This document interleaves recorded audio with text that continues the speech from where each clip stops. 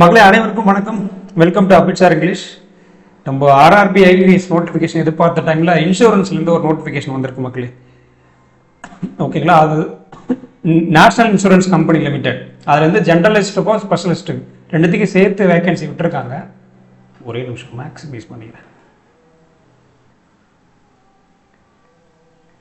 ஓகேவா, அப்ளை பண்ண டேட் பாருங்கள்.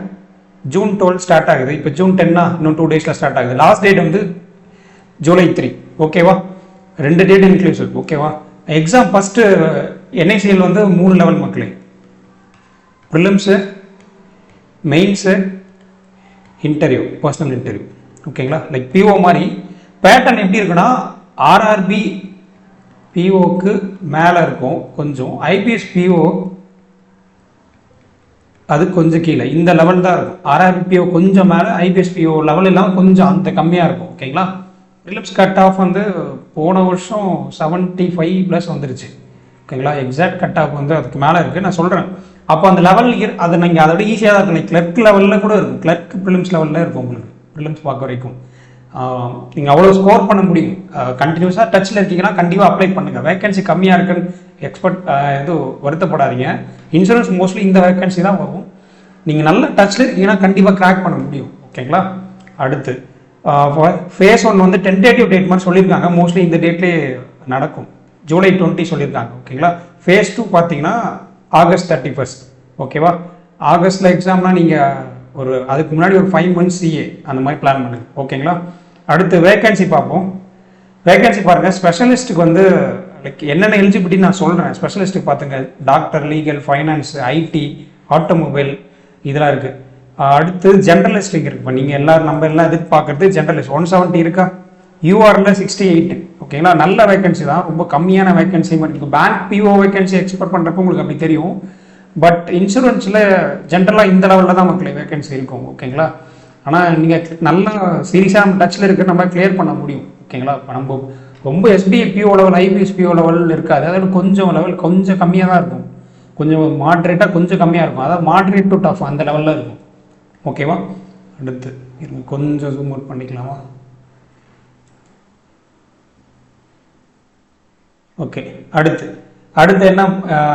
என்னென்ன எலிஜிபிலிட்டி க்ரைட்டீரியா, எக்ஸாம் பேட்டர்ன் எப்படி எல்லாத்தையும் பார்ப்போம். ஓகேங்களா, ஃபர்ஸ்ட்டு இது ஸ்பெஷலிஸ்ட்டுக்கு மக்களே. மோஸ்ட்லி ஸ்பெஷலிஸ்ட் இருந்தீங்கன்னா பார்த்துங்க. டாக்டர்னா நீங்கள் எந்த கிராஜுவேஷன் பண்ணியிருக்கணும் பாருங்கள். ஓகேங்களா, மெஜாரிட்டி நம்ம சேனல் பார்க்குறவங்க லைக் அது மாதிரி சொல்லிடுறேன். லீகல் கேட்டகரிக்கு நீங்கள் வந்து கிராஜுவேட், போஸ்ட் கிராஜுவேட் எதில் பண்ணியிருக்கணும், மினிமம் 60% மார்க் இருக்கணும்.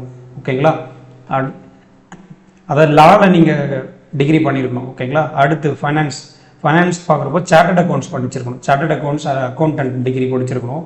அதில் பிகாம், எம்காம் முடிச்சிருக்கணும். அதுலேயும் 60% மார்க் நீங்கள் ஹோல்ட் பண்ணணும். எஸ்சி எஸ்டி கேண்டிடேட்டு தான் 55%. ஓகேங்களா, இங்கே லீகலுக்கும் அதே தான். அடுத்து இன்ஃபர்மேஷன் டெக்னாலஜி, ஐடி, அந்த ஸ்பெஷலிஸ்ட்டுக்கு வந்து பிஇ, பிடெக், எம்இ, எம்டெக், இல்லை கம்ப்யூட்டர் சயின்ஸு இல்லைனா இன்ஃபர்மேஷன் டெக்னாலஜி இதில் பண்ணியிருக்கணும். அதாவது எம்சிஏ பண்ணியிருக்கணும்.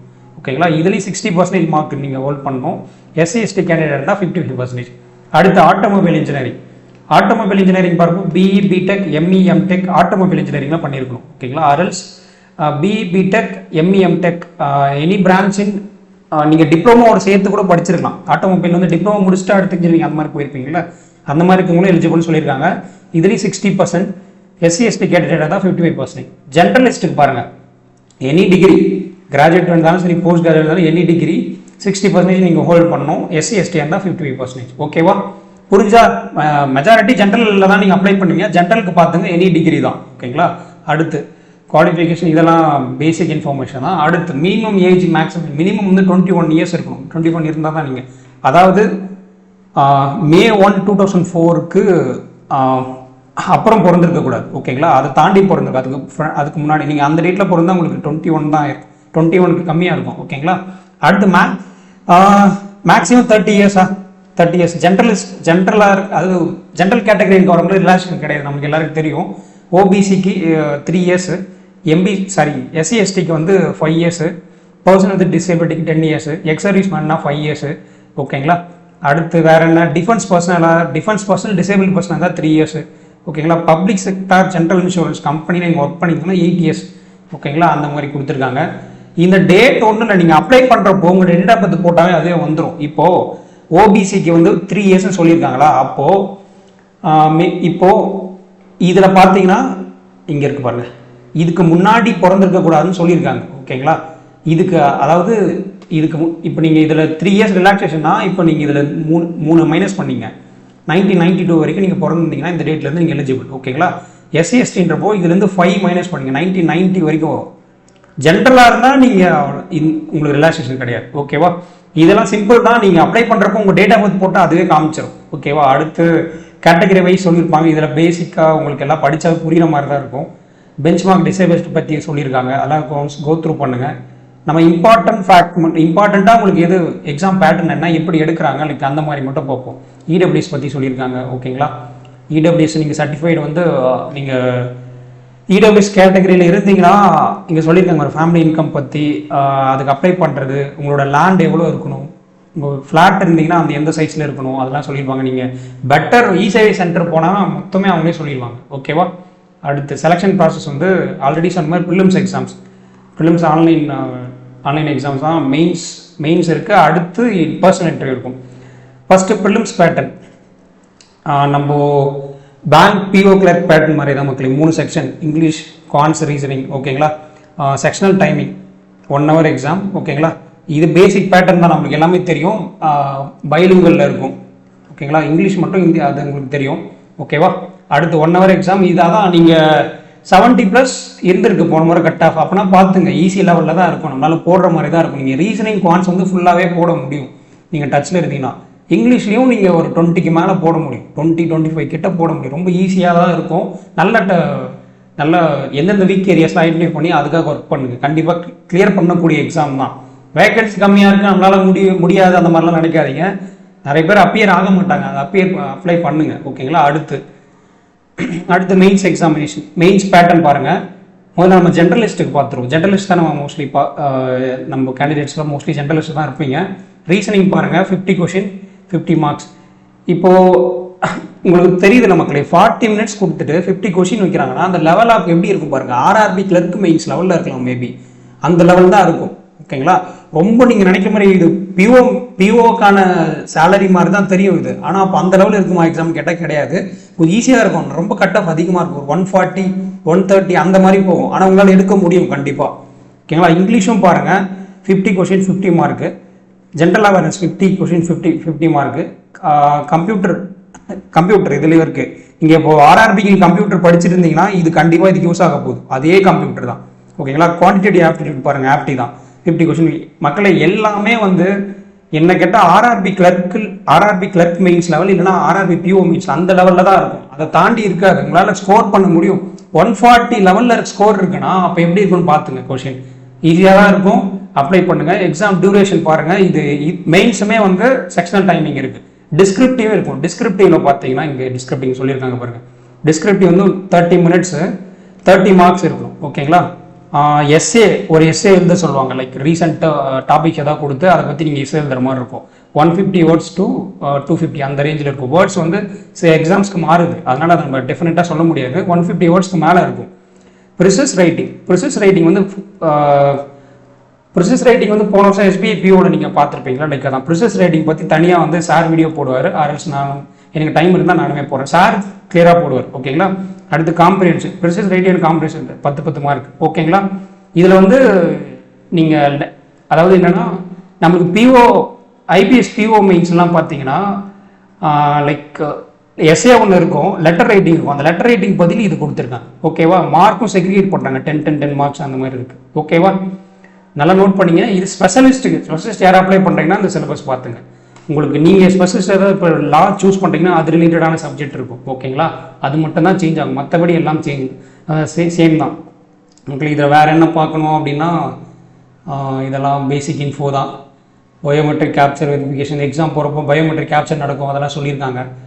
பார்ட் பி இன்டர்வியூக்கு போகிறப்போ என்னென்ன டாக்குமெண்ட்ஸ் எடுத்து போகணும், அதெல்லாம் list of documents to be இன்டர்வியூக்கு என்னென்ன போகும். இது உங்களுக்கு மெயில்ஸ் கிளியர் பண்ணதுக்கப்புறம் கண்டிப்பாக மெயில் வரதான் போகுது. ஓகேங்களா, அதில் எல்லாமே இருக்கும். உங்களோட டேட்டா பற்றி இருக்க மாதிரி ஒரு மார்க் ஷீட்டு, தென் ஆன்லைன் அந்த இன்டர்வியூக்கான கால் லெட்ரு, உங்களோட ஃபோட்டோ ஐடென்டி ப்ரூஃப் மக்கள் இதெல்லாம் சிம்பிள் தான். உங்களோட மார்க் ஷீட்ஸு இதெல்லாம் தான் எடுத்துன்னு சொல்கிறாங்க. இது உங்களுக்கு மெயில் வரும். நீங்கள் மெயின்ஸ் கிளியர் பண்ணதுக்கப்புறம் உங்கள் பர்சனலாக மெயில் வரும். ஓகேங்களா, அப்போ நீங்கள் பார்த்துக்கலாம். இதுக்கு ரொம்ப ஒரி பண்ணாதீங்க, இதெல்லாம் பார்க்க தேவையில்ல. ஃபைனல் செலெக்ஷன் எப்படி இருக்குன்னா, உங்கள் மெயின்ஸ் மார்க் வந்து 80, இன்டர்வியூக்கு வெயிட்டேஜ் இருக்குது. இன்டர்வியூக்கு நீங்கள் வந்து ஒரு மினிமம் மார்க் எடுத்தால் தான் கிளியர் பண்ண முடியும். ஆனால் இன்டர்வியூ நான் சும்மா எதுவும் பண்ணால் கிளியர் பண்ணிடுவோம் அப்படின்னு கிடையாது. இன்டர்வியூவும் நீங்கள் ப்ரிப்பேர் பண்ணணும். இன்டர்வியூலையும் உங்களுக்கு எப்படின்னா மொத்தமாக ரொம்ப இன்சூரன்ஸ் பேஸ்டு கேட்க மாட்டாங்க மக்கள். ஏன்னா இப்போ ஜென்ரலாக இப்போ தான் ஃபஸ்ட் டைம் இன்சூரன்ஸ் வரும். இப்போ இன்சூரன்ஸ் வந்து ரொம்ப டெப்த்தாக அவங்களும் கேட்க மாட்டாங்க. பேசிக் கான்செப்ட்ஸ் தான் கேட்பாங்க. பேசிக் கான்செப்ட் நம்ம இன்சூரன்ஸ் நீங்கள் இப்போ அதுக்கும் நம்ம ஏதாச்சும் பிளான் பண்ணுவோம் இன்சூரன்ஸ் அவேர்னஸ் பற்றி பண்ணுறதுக்கு. ஆனால் பேசிக் பேங்கிங் அவேர்னஸ்லேயும் இருக்கும். பேங்கிங் அவேர்னஸ் பற்றியுமே கொஷின்ஸ் கேட்பாங்க. அடுத்த ரீசன் கரண்ட் அஃபேர்ஸ் எந்த டேர்ம்ஸ்க்கு ஏதாவது இருந்தால் அதை கேட்பாங்க. தென் உங்களோட செல்ஃப் இன்ட்ரோ ரிலேட்டடான கொஷின்ஸ் இருக்கும். நீங்கள் என்ன பண்ணீங்க, ஏன் இன்ஜினியரிங் முடிச்சுட்டு வரீங்க, அந்த மாதிரி கொஷின்ஸ் தான் இருக்கும் பேசிக்காக. பேங்க் பிஓவில் உங்களுக்கு எப்படி உங்களை ட்ரீட் பண்ணுவாங்களோ அந்த மாதிரி தான் இருக்கும். நீங்கள் நினைக்கிற மாதிரி ஃபுல்லாக இன்சூரன்ஸ் பேஸ் பண்ணி கேட்பாங்களா, அந்த அளவுக்குலாம் இருக்காது. ஓகேவா. அடுத்து ஃபைனல் ரிசல்ட் எப்போ, அதாவது நீங்கள் அப்ளை பண்ணுற கேண்டிடேட்ஸ்க்கு ஃபைனல் ரிசல்ட் வந்து இந்த டேட்டுக்குள்ளே வந்திருக்கணும் அப்படின்னு சொல்கிறாங்க. ஓகேங்களா, அதை பார்த்துங்க. அது இருந்தால் தான் நான் அப்ளை பண்ண முடியும். Exam fees 250 for SC ST PW candidates. General like SC other இது இல்லாமல் இருக்கிற மற்றவங்களெலாம் 1000 rupees ஃபீஸ். கொஞ்சம் ஒரு 150 rupees extra PO exams compare பண்ணுறப்போ. பட் அப்ளை பண்ணுங்க மக்களே, சூப்பரான ஜாப் ரோல் தான் இது. ஓகேங்களா, இதில் பாண்ட் இருக்குது லைக் அந்த மாதிரிலாம் சொல்லுவாங்க. பட் அதை பற்றிலாம் பார்க்காதீங்க, ஜாப் சூப்பராக இருக்கும். ஓகேங்களா. அடுத்து எக்ஸாமினேஷன் சென்டர் பாருங்கள், தமிழ்நாட்டுக்கு பார்ப்போம். ஆனால் எக்ஸாமினேஷன் சென்டர் கம்மியாக தான் நமக்கு இருக்கும். இது பாருங்கள், 3 சென்டர் தான். இந்த 3த்துல உங்களுக்கு எது கிட்டவோ அதை மாதிரி பிளான் பண்ணிங்க. ஓகேங்களா, மற்ற ஸ்டேட்லேருந்து யாராவது பார்க்குறீங்க அப்படின்னா உங்களுக்கு எது கிட்ட இருக்குன்னா அதுக்கேற்ற மாதிரி பிளான் பண்ணிங்க. அது மேலே சொன்னதுக்கு ப்ரிலிம்ஸ் மெயின்ஸ்க்கு பாருங்கள் ஒரே சென்டர் தான் மக்கள். சென்னை மட்டும்தான் கொடுத்துருக்காங்க. மற்ற டிஸ்ட்ரிக்ட் மக்கள் அதுக்கேற்ற மாதிரி பிளான் பண்ணிங்க. நீங்கள் கிளியர் பண்ணிட்டீங்கன்னா அந்த ஆகஸ்ட் 31 மெயின்ஸாக அதுக்கு ஒரு 1 or 2 days முன்னாடி அங்கே போய் ஸ்டே பண்ணுற மாதிரி பிளான் பண்ணிங்க. ஓகேங்களா. அடுத்து வேறு என்ன பார்க்கணும், ஹவு டு அப்ளை. நீங்கள் இன்சூரன்ஸ் இந்த லிங்க்கில் போனீங்கன்னாவே அதில் இந்த அட்வர்டைஸ்மெண்ட் இருக்கும். அதை கிளிக் பண்ணிங்கன்னா கீழே லிங்க் இருக்கும். இந்த டேட்லேருந்து நீங்கள் அப்ளை பண்ணிக்கலாம். June 12 July 3 வரைக்கும் லாஸ்ட் டேட். ஓகேங்களா, லாஸ்ட் டேட் வரைக்கும் போகாதீங்க, முன்னாடியே அப்ளை பண்ணிடுங்க. ஒரு 10 days, லாஸ்ட் டேட்டுக்கு ஒரு 10 days பிஃபோராகவே அப்ளை பண்ணுற மாதிரி பிளான் பண்ணிங்க.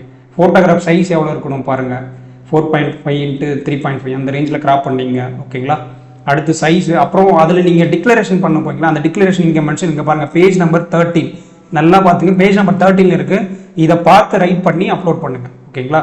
அடுத்து அப்ளிகேஷன் ப்ரொசீஜர் வந்து அப்ளை ஆன்லைன், அதுக்கான இதெல்லாம் கொடுத்துருக்காங்க. சிம்பிள் தான். நீங்கள் கோத்ரூ பண்ணிங்கன்னா அடுத்து நம்ம ஆல்ரெடி PO கிளர்க்கில் அப்ளை பண்ணலாம், அதே சேம் ப்ரொசீஜர் தான் இருக்கும். ஓகேங்களா. அது கேப்சர் பண்ணுறது இதில் இருக்காதுன்னு நினைக்கிறேன். ஓப்பன் ஆச்சுன்னா நான் சொல்கிறேன். ஓகேங்களா.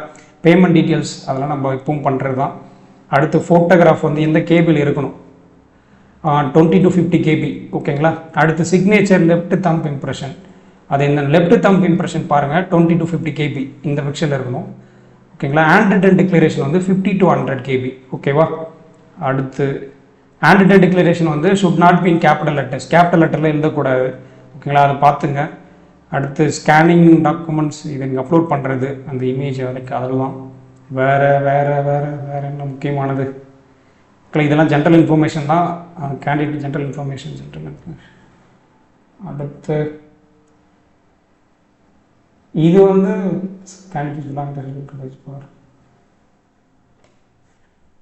கிளைம்ஸ் அப்ளை பண்ணுறது. இது பேசிக்காக இது ஒன்றும் நமக்கு இதில் நீங்கள் என்ன இந்த SC ST இது மைக் அவங்களுக்கான சில டாக்குமெண்ட்ஸ்லாம் இருக்குது. இதெல்லாம் கோத்ரூ பண்ணுங்கள், உங்களுக்கே படிக்கும் போதே புரியும். ஏதாவது புரியலன்னா கமெண்ட் பண்ணுங்கள், நான் இப்போ கிளியராக தனியாக கூட வீடியோ போடுறேன்.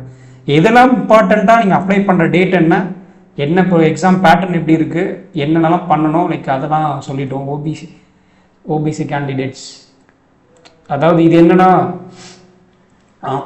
கம்யூனிட்டி சர்டிஃபிகேட் வந்து நீங்கள் அந்த எக்ஸாம் இந்த ஃபார்மேட்டில் வாங்க சொல்லி அவங்க சொல்கிறாங்க. பட் ஆனால் நீங்கள் இ-சேவை மையமில் வாங்குறீங்கல்ல, இ-சேவா மையம், அதில் வாங்குற கம்யூனிட்டி அந்த ஓபிசி என்எஃப். அதனால் இதை கன்ஃபியூஸ் பண்ணிக்காதீங்க. ஓகேவா. அடுத்து வேறு மக்களை இதெல்லாம் பேசிக், இதை தாண்டி இருக்கிறதுலாம் பேசிக் தான், நம்மளுக்கு ஆல்ரெடி தெரியும்னு நினைக்கிறேன். இதில் நிறைய நோட்டிஃபிகேஷன் நம்ம பார்க்குறது தான். என்ன எப்போ டேட் அப்ளை பண்ணுற டேட் எப்போ, லாஸ்ட் டேட் எப்போ, எக்ஸாம் பேட்டர்ன் என்ன, இப்போது ஜென்ரலிஸ்ட் வேகன்சி நல்லா பார்த்துங்க 960. அதுக்கப்புறம் எவ்வளோ பேர் எடுக்க போகிறாங்க அந்த கவுண்ட்டு சொல்லியிருப்பாங்க. ஒரே நிமிஷம் மக்களே, நீங்கள் அந்த லெவலுக்கு ப்ரிப்பேர் பண்ணணுன்றதுக்காக சொல்கிறேன். காம்படிஷன் இந்த லெவலில் வரணும்ல, நீங்கள் அந்த அளவுக்கு ப்ரிப்பேர் பண்ணணும், அதுக்காக சொல்கிறேன். ஃபேஸ் 1 இங்கே சொல்லியிருக்காங்க பாருங்கள்.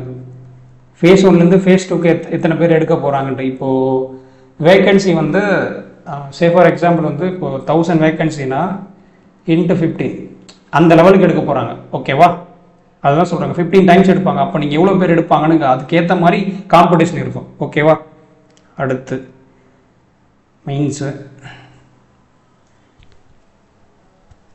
மெயின்ஸ் டு இன்டர்வியூ அது சொல்லலையா? அந்த ரீஷியோ சொல்லலை. சரி, ஓகே மக்களே, மோஸ்ட்லி எல்லாம் சொல்லிட்டேன். ஏதாவது டவுட் இருந்தால் நீங்கள் கமெண்ட் பாக்ஸில் போடுங்க, நான் தனியாக வீடியோ மேட் பண்ணுறேன்.